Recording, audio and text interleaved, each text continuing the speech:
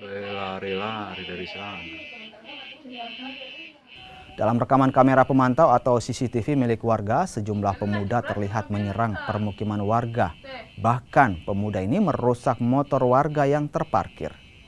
Polisi yang melakukan penyelidikan belum mengetahui penyebab sejumlah pemuda ini menyerang permukiman warga di Jalan Kalimantan, Makassar. Hingga saat ini polisi baru memastikan ada 4 pelaku yang menyerang merusak motor warga. Namun polisi belum berhasil menangkap para pelaku.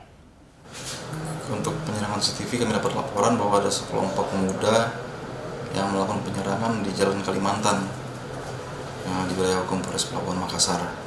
Kalau untuk dari Satreskrim sendiri, apakah sudah memetakan? Dari kami Satreskrim sejak masuk laporan sudah kita dalami. Untuk terkait CCTV juga kita sudah cek. Untuk para pelaku sedang kita lakukan penyelidikan. Oke, kalau untuk data sendiri ada berapa pelaku kemudian yang melakukan penyerangan?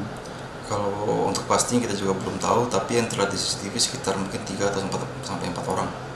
Oke, berarti masih dilakukan penyelidikan ya kemudian ya? Masih dalam penyelidikan.